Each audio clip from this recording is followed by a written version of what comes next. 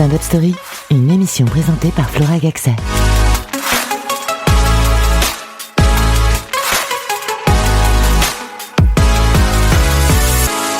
Bonjour, vous écoutez Stand Up Story, l'émission qui vous fera aimer le stand-up, du moins je l'espère. Je suis Flora et nous avons la chance d'accueillir pour cet épisode Pascal Jobert. Bonjour Pascal, comment vas-tu ? Salut Flora, salut tout le monde, ça va très bien. Merci beaucoup d'avoir accepté cette interview. Et avant de parler de ton parcours et de tes sketchs, j'ai préparé quelques petites questions décalées pour mieux te connaître. Est-ce que tu es prêt ? Toujours prêt. Pourrais-tu nous donner 2 traits de personnalité qui ne te correspondent pas, s'il te plaît ? Qui ne me correspondent pas. Oh putain, la question piège. 2 traits qui ne me correspondent pas. Eh bien écoute, la générosité et la gentillesse. Mais c'est 2 caractéristiques qui se ressemblent, donc tu dois en donner finalement une 3e, s'il te plaît. Allez, et l'empathie. Ok, super, t'as sorti ça de manière naturelle, sans même réfléchir. Je suis limite déçue, parce qu'en général, les invités, ils galèrent avec ces questions. 2e question, si tu devais échanger ton cerveau avec un autre humoriste pendant 24 heures, ça serait qui et pourquoi ? Un humoriste, je pense qu'aucun, parce que ça cogite trop. Mais allez, un cerveau avec un humoriste, Bill Burr. Non, Dave Chappelle. Et le compliment ? Je dois dire un compliment ? Ouais. Sur l'humoriste ? Parce que c'est le meilleur. Ça marche, allez. Je vais accepter cette réponse, parce que pour l'anecdote, on l'a fait après sa représentation. Et il est tard, donc je vais accepter. Et je suis vraiment avec le portable, avec la lumière, pour pouvoir voir les questions et les lire. Et si tu devais définir ton humour en un mot, ce serait lequel ? Un seul et unique mot. Tic, tac. J'adore mettre la pression, je suis désolée. Tu as 5 secondes pour trouver un mot. 5, 4, 3, 2, 1. Roulement de tambour, est-ce que tu as le mot ? Fin. F-I-N ou F-A-I-M ? Fin F-I-N, même si j'ai la dalle, mais là, il n'est pas question de manger, mais d'humour. Ok, ça marche, même si tu as mangé une part de pizza avant cette interview, mais une part, ça suffit pas. Et toi, tu es plutôt question ou réponse ? Moi, je suis plutôt réponse. Hein. Non, ouais, réponse. Je te pose évidemment cette question du fait que ton spectacle que tu joues actuellement à la Divine Comédie s'intitule L'amour en question. Donc c'est un spectacle que tu joues un jeudi sur 2 jusqu'à fin juin, c'est bien ça ? Exactement. À 21h, un jeudi sur 2 à la Divine Comédie. Est-ce que tu peux nous expliquer un petit peu le nom de ton spectacle, s'il te plaît ? Alors c'est l'amour en question. Le principe, c'est qu'on se pose tous des questions sur l'amour, sur les relations.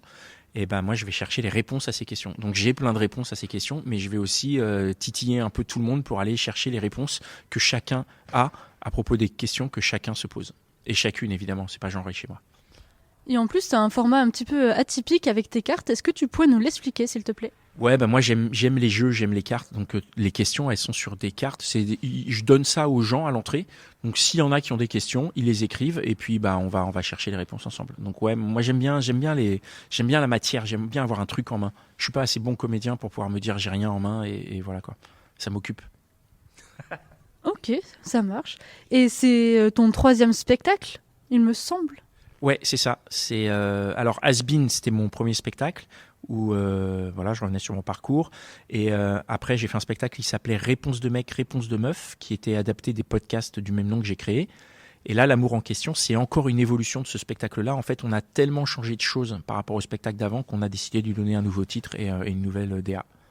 Ah, donc c'est ton 3e spectacle où tu te poses des questions et tu trouves également des réponses. C'est le 2e où je fais ça. Dans Has Been, c'était pas du tout interactif. Là, c'est le 2e où je fais ça.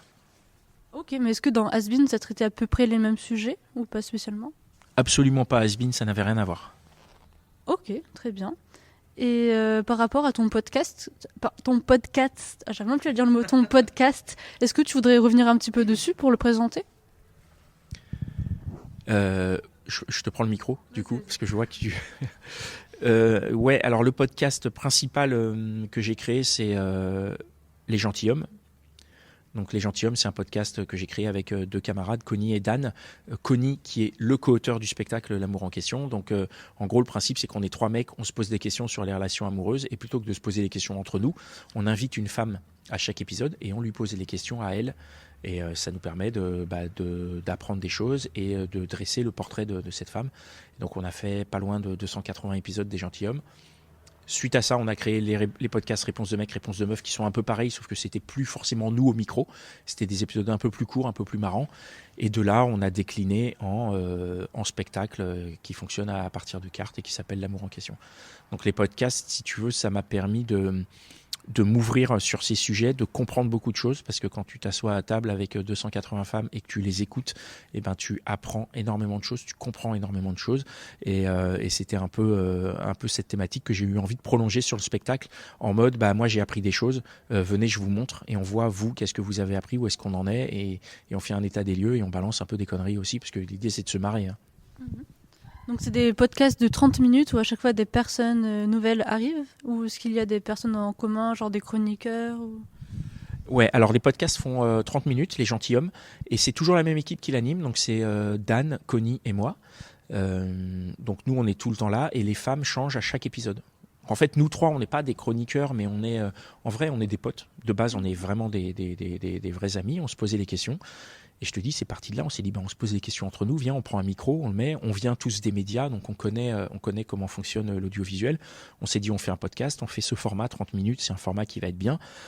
Et on est rentré dans le truc, donc il n'y a pas vraiment de chronique, il n'y a pas de rubrique. Chaque épisode, c'est une expérience, c'est une aventure, parce que chaque épisode, c'est un portrait. Et on ne peut pas faire de généralité. C'est un truc qui est très important, qu'on a compris avec le podcast, c'est qu'on ne pouvait pas faire de généralité sur les gens, on ne peut pas faire de généralité sur les femmes. Donc chaque épisode parle de cette femme-là qui est venue nous parler, mais c'est en aucun cas des généralités. Mais il n'y a pas de chronique, il n'y a pas de rubrique, il n'y a pas de truc récurrent, quoi. Ok, mais du coup, est-ce que le spectacle est né à partir des questions qui se sont posées lors du podcast ? Oui, totalement. Le spectacle, il est né des questions qu'on s'est posées.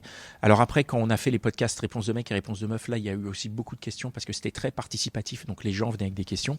Et à partir de là, en fait, le spectacle est né du fait qu'on s'est dit que tout le monde avait ces questions. Donc on va essayer d'y apporter des réponses. Donc il y a des questions qui viennent du podcast, il y a des questions qui viennent des autres podcasts qu'on a fait, et il y a des questions qui viennent de ce qu'on a appris et où on s'est dit, tiens, si on met cette question-là à ce moment-là, on va pouvoir dire cette chose-là. Parce qu'on dit des trucs quand même. On se marre, hein, mais je sais pas ce que tu en penses, mais j'ai l'impression qu'on dit quand même des choses, il y a des messages qui passent, et on a décidé de les faire passer par des questions. Donc tu les fais passer par des questions et avec de l'humour pour que ça passe mieux. Donc ça, c'est un sacré défi qui a été relevé, donc bravo pour ça. Et donc tu prends donc les questions aussi des spectateurs, mais t'en prends à peu près combien par soir ? Est-ce que tu sais, ou c'est complètement au hasard, en plus d'Étienne ? C'est complètement au hasard, c'est la partie un peu cuisine où en fait c'est très écrit, donc je sais exactement ce que je fais. Mais c'est vraiment au hasard. En fait, c'est la partie qui est freestyle dont j'ai besoin. Parce que moi, je me fais chier. Si tu me fais faire tous les soirs la même chose, je me fais chier au bout de la deuxième fois. Donc, c'est pas possible. Donc, on a ces moments où les questions du public, ça me permet de partir en freestyle, de découvrir des trucs et tout ça. Mais je saurais pas te dire exactement quelle part il y a de questions du public. Mais après, le public n'est pas du tout obligé d'amener des questions. Hein. C'est vraiment, moi, j'ai une base sur laquelle je suis et les questions du public, c'est du bonus, quoi. Merci. Parce que c'est vrai qu'il est important de rappeler en fait aux spectateurs ou aux auditeurs que Pascal a une trame et qu'il a un très bon fil conducteur et que vraiment, comme disait, les parties avec le public, c'était du bonus. Donc il y a certaines questions, je crois, qui reviennent de temps en temps pour pouvoir les amener ensuite et faire plus un spectacle avec la régie, un vrai travail. Ou quand tu donnes des top sons, évidemment, ça te fait basculer sur certains aspects pour pouvoir traiter donc des sujets différents. Et j'ai trouvé ça vraiment bien pensé. Et pourquoi donc tu aurais choisi comme moyen d'expression le stand-up, par exemple, plutôt que d'en faire une pièce de théâtre plus classique ? Écoute, moi j'ai découvert le stand-up assez tard. Moi je viens de la télévision, de l'audiovisuel. Donc c'est très facile, hein, la télé, on refait les prises autant de fois que nécessaire. Le stand-up, t'es sur scène, tu fais face aux gens. J'ai découvert ça très tard et j'ai adoré. J'adore ce rapport à la scène. En fait, j'aime le danger que ça représente. Vraiment. Et je peux te dire que quand j'ai commencé le stand-up, en fait, moi, pour te faire un petit résumé, je voulais faire du stand-up depuis un petit moment avant de m'y mettre. Et j'ai un pote qui a cartonné et que j'ai vu monter sur scène et je l'ai vu cartonner. Et je le voyais à la sortie de scène, il était pas content et tout. Je me disais, putain, c'est dur parce que quand même, sa salle, elle était pleine, les gens, ils étaient morts de rire. Et lui, quand il sort de scène, il se dit qu'il aurait pu faire mieux. Je me dis, putain, mais t'es jamais satisfait dans ce métier, je vais pas le faire. Parce que moi, j'aime bien être satisfait quand je fais un truc. Et j'avais écrit des textes. Et mes textes, je les ai bossés avec des potes. Et en fait, mes textes, ils étaient écrits avec des rires. C'est-à-dire, tu vois, j'avais une phrase, un rire, et je me disais, voilà, c'est comme ça que ça marche. Et quand j'ai été les jouer au field, je me suis rendu compte que c'était pas comme ça que ça marchait. Et ça me convient pas, cette manière de faire. Donc, quand j'ai commencé le stand-up, j'y suis allé sans texte. Je me suis dit, si j'ai besoin d'un texte, de le connaître, machin, ça va pas le faire, ça va m'angoisser, est-ce que j'ai machin. Je me dis, si j'y vais et j'ai rien, je m'en bats les couilles. Et j'y vais et j'ai rien. Et j'ai commencé comme ça. Et tout mon premier spectacle, Has-Been, je l'ai écrit comme ça. J'ai fait que des plateaux, que des premières parties, que des trucs comme ça. J'avais rien. J'y allais. J'ai fait la première partie d'un pote au Bataclan. J'avais rien. J'avais un A4 avec 4 mots. Et j'ai fait 10 minutes. Et après, comme je filme tout, j'enregistre tout, je note tout.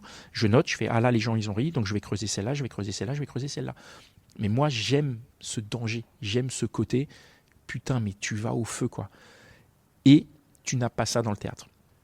J'ai fait une fois, j'ai eu la chance de jouer dans une pièce de théâtre. J'ai fait 3 représentations et la prod m'a dégagé parce que j'étais pas bon, parce que voilà, c'est cool, c'est un vrai métier, ça n'est pas le mien. Je suis incapable de faire. Je peux écrire du théâtre, mais le jouer sur scène, ça me va pas. Moi, j'aime briser ce 4e mur. J'aime parler avec les gens. T'as vu, j'aime ce moment où c'est imprévu. Dans Has-Been, mon spectacle, il était aussi très écrit, mais je cherchais à chaque possibilité d'interpeller quelqu'un et de pouvoir m'évader du spectacle. J'y allais pour après revenir, mais tu vois, c'est un truc dont j'ai besoin. Et c'est pour ça que j'aime le stand-up, parce que ça me permet de le faire. J'ai pas un partenaire qui va être en galère si jamais je pars dans une direction absurde. Là, la seule personne qui est en galère, c'est moi. Et comme je connais le fil conducteur, je sais où va mon spectacle, je sais où sont mes rendez-vous, je sais où le truc, je peux partir aussi loin que je veux. Je sais que quand je vais revenir au bon endroit et je vais y aller. Donc pour moi, c'est la forme qui m'apparaît comme la plus intéressante, la plus libre aussi, parce que je fais vraiment ce que je veux. T'as une liberté de fou dans le stand-up, et je dis ça en ayant à peu près touché à tout. J'ai été comédien, j'ai écrit des films, j'ai réalisé des films, j'ai réalisé des clips, j'ai fait énormément de choses, j'ai fait de la musique, j'ai fait des podcasts, j'ai fait vraiment beaucoup de choses. Et le stand-up, ce qui est incroyable, c'est que je n'ai besoin que d'une chose, c'est moi. Dans tous les autres trucs créatifs, artistiques que j'ai fait, j'avais toujours besoin d'autres gens.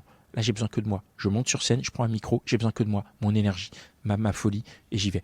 Alors après, évidemment, il faut savoir s'entourer. Ce que j'ai fait, je m'entoure pour la communication de graphistes, pour la salle, je m'entoure avec un théâtre, avec un co-auteur, avec ce genre de personnes-là. Mais au final, c'est toujours moins que quand tu fais un film. Quand tu fais un film, tu as besoin de beaucoup, beaucoup de monde, donc tu dois trouver l'énergie pour trouver tous ces gens-là. Et finalement, le stand-up, tu as besoin de moins d'énergie. La seule énergie dont tu as vraiment besoin, c'est celle pour remplir ta salle, donc trouver les gens pour qu'ils viennent dans ta salle. Mais pour faire un truc de stand-up, à mon niveau, à moi, c'est ce qui me demande le moins d'énergie, que je trouve le plus facile et le plus simple. Et comme j'ai cette nature de pouvoir me mettre face à n'importe qui et de dire de la merde pendant autant de temps qu'il faut, ça c'est mon super pouvoir. Je peux le faire avec n'importe qui, n'importe quand. S'il faut dire des conneries pendant 1 heure, et même s'il faut dire des conneries où tu as l'impression que je dis pas des conneries, je peux le faire. Depuis que j'ai 8 ans, je dis de la merde aux gens, donc je peux le faire sur une scène sans aucun problème. Ok, du moment que tu ne dis pas de la merde, pour reprendre tes termes dans cette interview, ça me va. Et non, mais c'est très courageux d'ailleurs de se lancer dans le stand-up, et en plus sans forcément de texte, comme tu disais, donc c'est-à-dire que tu as confiance en toi, donc ça c'est bien, et que tu sais que tu peux réussir à faire rire les gens, et donc d'aller avec assurance. Et non, je ne sais pas ça, et je pense pas que je sois super drôle, mais comme l'a très bien dit Dave Chappelle la dernière fois que je l'ai vu sur scène à l'Alhambra, il a dit, t'as pas besoin d'être marrant, t'as besoin d'être intéressant. si t'es intéressant, t'es juste et t'es pertinent, ça va marcher tout seul. Et c'est un truc duquel je me suis détaché aujourd'hui, c'est que je ne vais pas chercher à faire rire. Je vais pas chercher les rires. Je vais chercher à ce que ce soit pertinent, cohérent. Alors oui, en plus tu m'as entendu parler toute la soirée, me plaindre que ça n'avait, de dire bon là ça rit à des endroits que j'entends pas, mais si tu veux, je vais pas les chercher quand je suis sur scène. Moi je déroule mon truc, j'ai confiance en moi, je sais ce que je fais. Tu rigoles, tant mieux. Tu rigoles pas, je continue. Tu vois ce que je veux dire? Donc je vais pas cabotiner à aller le chercher. Donc si tu veux, je cherche pas forcément ça. Et c'est paradoxal parce que c'est ce que je suis censé faire, mais je pense qu'en allant pas chercher le rire, il vient tout seul. Et il apparaît pas comme forcé. Tu vois ce que je veux dire? Si jamais je me mets là et je te dis, bah, je vais te faire rire et je vais aller te forcer à te faire rire, tu vas déjà avoir cette barrière naturelle, ça va être plus compliqué. Alors juste, je te dis rien, viens, vas-y, rentre dans mon délire, tu vas voir, je vais sortir deux conneries, puis à un moment donné, il y en a une à laquelle tu vas adhérer, ça va être ton premier rire, et à partir de là, tu vas rire une fois de temps en temps, et puis de plus en plus jusqu'à la fin du spectacle. Mais moi, je vais pas aller le chercher, je vais juste être moi, je vais être ma nature, je vais te dire ce que je sais faire, mais je vais pas aller me forcer à essayer de te faire rire. Mais j'ai confiance en moi pour ça, il faut avoir une grande confiance en soi, et j'ai confiance en moi. En fait, j'ai pas plus que ça confiance en moi dans la vie, mais dès que je suis sur scène, j'ai confiance en moi. Ok, donc à partir du moment où tu as le micro entre les mains, tu te sens bien, tu es à ta place. Et en tout cas, c'est un discours que tu tiens qui peut être à l'opposé de certains stand-uppers qui vont chercher au contraire à aller vraiment vers la vanne, quitte à avoir un spectacle un peu moins authentique. Mais c'est bien d'avoir des points de vue différents, c'est pas du tout un reproche. Non, je le prends pas comme un reproche. Après, en général, les stand-uppers qui vont chercher la vanne et tout, ils ont des salles pleines et des grandes salles. Donc peut-être que je devrais faire ça. mais tous les gens avec qui je m'entoure me confortent dans cette idée que le plus important, c'est le fond. Et après, moi, du peu que je vois du stand-up, je pense que c'est aussi ce qui permet vraiment de se démarquer. C'est-à-dire que si tu fais un spectacle avec un mec qui fait que enchaîner des vannes, puis un autre mec qui fait que enchaîner des vannes, puis un autre mec qui fait que enchaîner des vannes, comment tu les différencies? C'est le fond qui va faire la différence. Et moi, je sais que j'ai du fond. Je sais que j'ai une tête pleine de choses, et je sais que je peux puiser dans ce fond pour te faire marrer, mais aussi pour t'apprendre des choses. Et le fond est pour moi plus important que la vanne. Après, il faut, et c'est le travail que je fais avec Connie, il faut trouver comment on fait pour mettre du fond. Et où est-ce qu'on met la vanne? Tu vois, typiquement, il y a un moment dans le spectacle que tu as vu qui marche, qui fait rire à chaque fois. Ben on l'a construit comme ça. On s'est dit, bon, là, on fait ça, là, on dit ça, là. Puis au moment où tu vas lire cette question, ça va rire. Et ça fonctionne. Et ça, effectivement, on a été le rechercher. Mais quand moi, je l'ai posé, quand j'ai dit, je veux qu'on fasse ça, c'était le fond qui m'a attiré d'abord. C'était, voilà, ce que je veux dire, c'est ça. Je veux que les gens, à ce moment-là, ils aient une certaine penser que les gens ont compris que je parlais d'un certain truc mais de manière détournée, et après on s'est dit si on le fait de cette manière-là on va avoir un rire, et effectivement on a eu un rire comme à chaque fois. Donc après c'est ça, c'est le taf en fait, c'est trouver la vanne et le fond. Ok, oui, parce que c'est vrai qu'il y a certains mécanismes justement, donc tu sais que tu vas avoir certains rires à des moments précis, mais oui, toi ton spectacle vraiment ressort de là en apprenant des choses, en ayant donc des réponses aux questions. Et vu que tu es beaucoup dans la provocation avec le public pour avoir des réponses et pour susciter un petit peu le débat, est-ce que des fois ça t'est arrivé, est-ce que tu souhaiterais revenir sur certaines réactions que tu as pu avoir avec un public qui n'était pas forcément en accord avec toi? Bah, ce soir, ils étaient pas très en accord avec moi. Après, je l'ai joué. Tu sais, avant chaque représentation, Connie il est là et on se dit, voilà, cet endroit, je vais essayer de le jouer un peu plus comme ça, cet endroit un peu plus comme ça. Et là, je l'ai joué d'une manière qui était un peu trop offensive. Donc, les gens étaient vraiment pas d'accord avec moi. D'habitude, je suis un peu plus arrondi là-dessus. Bah, moi, je trouve que ça se passe bien. Dès le moment où il y a une interaction, moi, ça me va. Après, c'est vrai que c'est bien quand tu as les interactions qui sont un peu plus que tu peux pousser. Et tu vois, ce soir, les gens, ils n'étaient pas d'accord avec moi, mais je suis hyper content parce qu'ils ont vachement réagi. Et il y a eu vachement d'interactions. Et si tu veux, il y a aussi un côté où parfois, j'incarne le personnage de merde pour qu'on s'en rende compte. Et donc, quand, tu vois, il y a une meuf qui a dit « Ouais, là, ce que tu fais, c'est pas joli. » Ben, j'espère que les autres gens qui font comme moi et qui étaient de mon côté, qui étaient en train de se dire bah ouais Pascal t'as raison, je fais exactement comme toi, à ce moment-là ils se sont rendus compte que ce qu'ils faisaient c'était pas joli, parce que c'est à moi qu'on l'a dit, mais en vrai ça s'adressait à tous les gens qui font pareil. Et moi j'accepte de porter ce rôle-là, de me dire bon bah voilà, je me suis sacrifié. Bon, ce soir c'était un peu difficile parce que je pense que j'ai pas réussi à réinverser la tendance, et donc les gens sont partis en se disant putain c'est vraiment une ordure, ce que je ne suis pas, enfin pas sur scène en tout cas, mais mais voilà, mais en tout cas les interactions elles ont jamais dérapé, elles ont toujours été bien. Après il y a des trucs un peu durs, voilà, c'est vrai qu'il y a des gens qui parlent de décès, il y a des gens qui parlent de trucs, mais une fois que tu sais, une fois que tu leur montres que tu es bienveillant, ce qui est mon cas, parce que j'estime, hein, en tout cas dès le début, je montre que je suis bienveillant et que je vais pas les juger, et que je vais rester dans la vanne cool, tu vois, je vais pas t'humilier devant la salle. Bah du coup ça se passe plutôt bien. Enfin je sais pas ce que tu en as pensé. Moi j'ai trouvé que les interactions avec les gens étaient plutôt bonnes ce soir. Moi, j'ai trouvé que les interactions avec les autres personnes étaient spontanées, qu'il y avait beaucoup de choses à dire. C'est juste qu'après, s'il y a deux personnes qui ont mal pris certains aspects, bah, j'ai envie de dire tant pis pour elles, mais j'en suis sûre quand même qu'elles sont ressorties de là en ayant des réponses sur d'autres choses. Et puis, donc je pense que ceux qui étaient en accord avec toi n'ont pas forcément trouvé quelque chose à dire.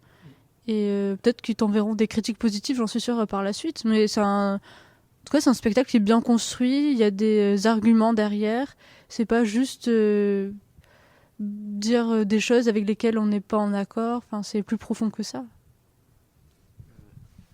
C'est ce que j'ai essayé de faire. Et puis effectivement, il y a toujours, là j'ai de la chance, je joue dans une petite salle, donc il y a toujours la proximité à la fin qui permet de parler, de débriefer, de dire ah bah attends, t'étais pas d'accord, et de comprendre, tu vois, aujourd'hui pourquoi il y a un truc qui passe, pourquoi il y a un truc qui passe pas, et ça nous permet à chaque représentation d'affiner le truc, quoi.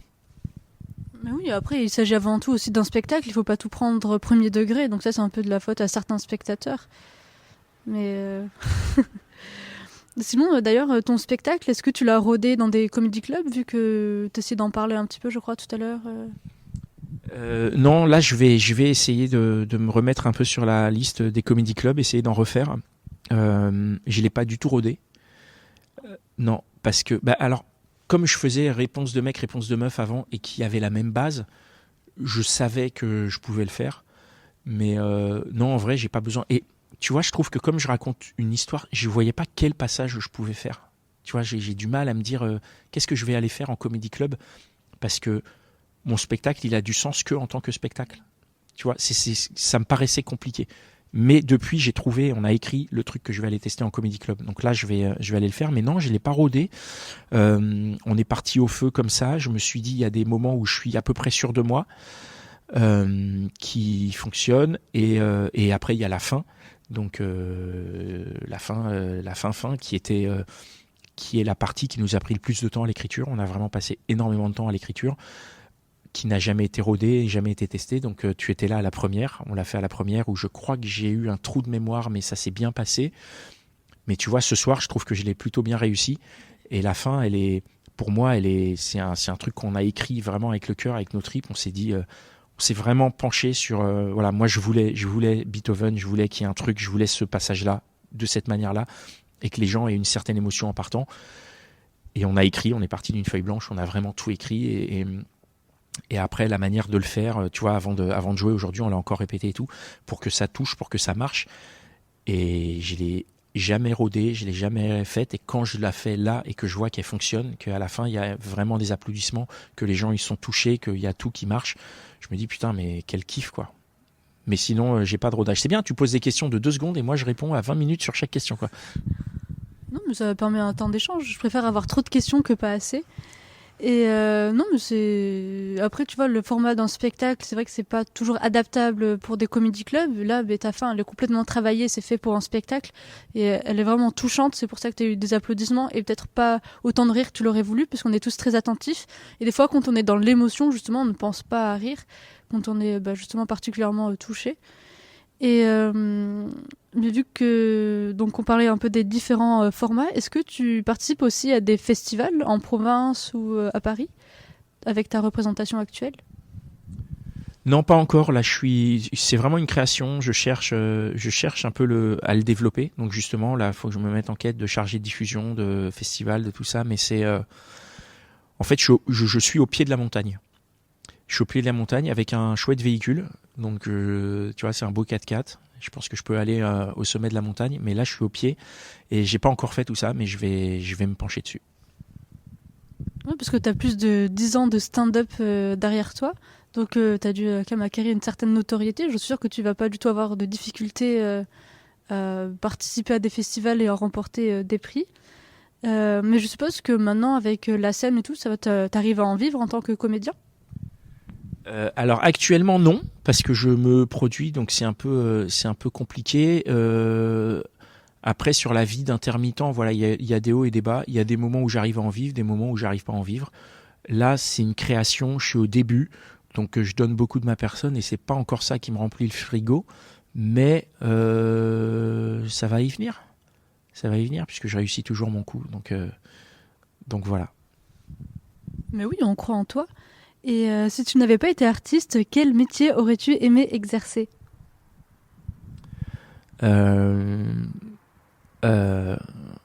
Putain, toutes mes passions, elles sont liées à l'art. Donc, tu vois, si je te dis musicien, bah non, c'est artiste. Dessinateur, non, c'est artiste. Quelque chose de non artistique qui me plaît, pour lequel j'ai beaucoup d'admiration. Parce que même les techniciens, c'est des artistes. Donc vraiment, il faut que je sorte de cette sphère. J'adore l'immobilier, mais je crois pas que j'aurais aimé être agent immobilier. Qu'est-ce que j'aurais aimé faire d'autre? Bah, il y a une compétence que je n'ai pas, et peut-être que j'aurais aimé faire ça. Et c'est jardiner, tu sais, être capable de faire sortir de la terre des aliments que tu peux manger. Je trouve ça assez ouf. Et peut-être agriculteur, c'est un truc qui est complètement à l'opposé du métier artistique. Bon, après, c'est un métier qui est vraiment absolument pas respecté, absolument pas valorisé, alors que c'est un métier qui est purement essentiel. Mais peut-être agriculteur, ouais, ça aurait été une belle aventure, parce que en même temps, ça revient à l'artiste, c'est-à-dire tu crées quelque chose. Tu vois, tu crées de la nourriture. J'ai beaucoup d'admiration pour les gens qui sont capables de créer de la nourriture, d'être capables de faire cette discipline, de se dire bon, bah là, on est en mars, il faut que je fasse mes plants de tomates pour avoir des tomates en juillet. Moi, je suis en février, je ne sais pas ce que sera ma vie en mars, quoi. Tu vois.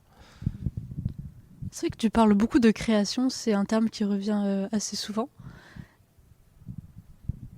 Écoute, je ne fais que ça de ma vie. Je ne fais que créer tout le temps. Je crée.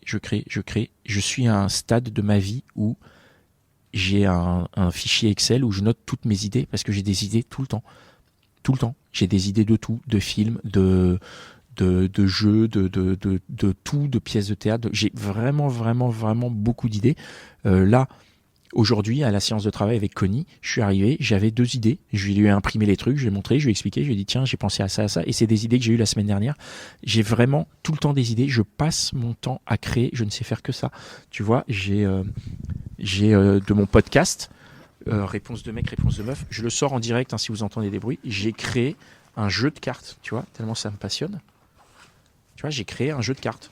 Voilà. Je ne fais que ça, créer. Dès que j'ai une idée, je la mets en place. Et en plus, on vit dans un monde où la technologie, que pourtant je déteste, mais elle nous permet d'assouvir nos besoins de création. Quand j'ai envie de faire une chanson, ça m'arrive plus, mais à une époque, quand j'avais envie de faire une chanson, de la musique, je le faisais. Et je savais pas me servir du logiciel, et j'apprends à le faire, j'apprends à me servir du truc. Là, en ce moment, j'ai envie d'apprendre à jouer une chanson au piano, et je l'apprends. Je suis au piano, je prends pas le solfège, rien du tout, juste je me mets au piano, j'écoute la chanson, je cherche les notes, je trouve, et après, faut mémoriser, donc ça demande une discipline que je n'ai pas encore. Mais en fait, ouais, je crée tout le temps. Donc c'est la seule chose que je sais faire. J'ai tout le temps plein d'idées sur tout, tout, n'importe quoi. Je les stocke. Il y en a certaines à qui je donne vie. Il y en a certaines qui sont que stockées, qui prendront vie peut-être plus tard.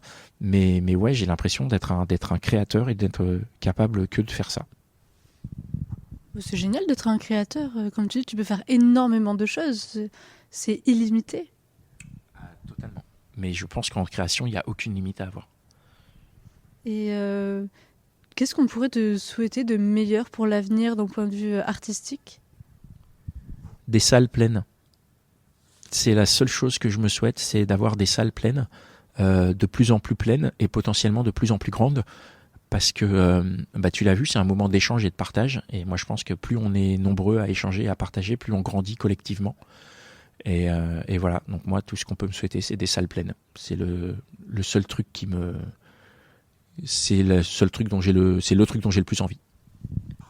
Des salles pleines, il y a encore beaucoup d'idées pour que tu puisses justement aller sur les planches et les développer. Mais ça, je n'en manque pas. J'en manque pas d'idées. Donc, si tu veux, j'ai vraiment aucun souci d'idées. Si je veux aller sur les plans, je trouverai toujours le truc enfin vraiment à ce niveau-là, je me fais aucun souci. Je me dis pas putain, il faut que je fasse un spectacle, qu'est-ce que je fais? Mais plutôt putain, il faut que je fasse un spectacle, laquelle des 50 bonnes idées que j'ai, je prends.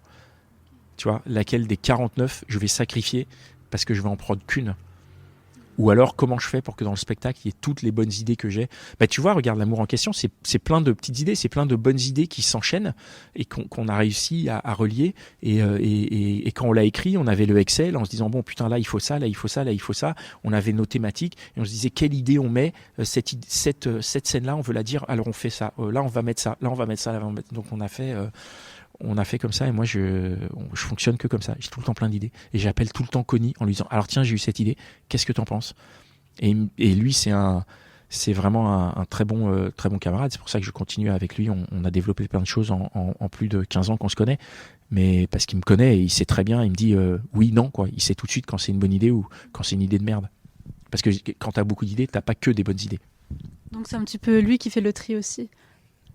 Il fait, comme il dit, à chaque fois, c'est l'avocat du diable, c'est-à-dire que je lui expose l'idée, on la développe, il me la défonce, et si elle survit au fait qu'il l'a défoncée, eh ben on voit comment on l'intègre.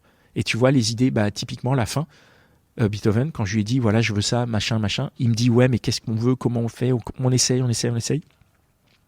Et on a réussi à la faire tenir, on a vu que c'était une bonne idée, donc elle est dans le spectacle. Oui, heureusement que ça a été gardé, parce que c'est une fin qui est impactante. Et qu'est-ce que je voulais dire Ah oui, est-ce qu'on peut te retrouver quelque part au niveau de ton actualité pour ne pas rater le spectacle ou même toutes tes créations? Parce qu'en soi, avec toutes les idées que tu as, tu préfères des spectacles tous les soirs.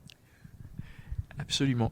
Ouais, pour l'instant, le réseau que j'utilise le plus, ça va être Instagram, parce qu'il faut tout centraliser. Donc c'est Instagram et pour les plus vieux, c'est Facebook. Mais tout ce qui est TikTok et tout, je poste mes trucs en automatique, mais je les ai même pas installés, j'interagis pas dessus. Donc là où j'interagis le plus, ça va être Instagram. C'est ce qui me paraît le plus simple pour moi, qui est vraiment toute la technologie en horreur. C'est une douleur pour moi d'utiliser tout ça, mais je suis sur Insta. Et à la Divine Comédie, un jeudi sur 2 à 21h jusqu'à fin juin, et puis après dans d'autres salles. Donc il faut vraiment le suivre sur Instagram. Et quel est ton pseudo? Oh, j'ai fait simple, hein, c'est mon nom, Pascal Jobert, tout attaché. C'est vraiment, je me suis dit, j'aime pas avancer couvert, donc je suis sans masque. Super, merci beaucoup. L'émission touche à sa fin et nous vous remercions d'avoir écouté Stand Up Story, l'émission qui vous fera aimer le stand-up, du moins on l'espère. Merci beaucoup d'avoir accepté cette interview, Pascal, et on vous souhaite à tous une très bonne journée et à la semaine prochaine. À bientôt.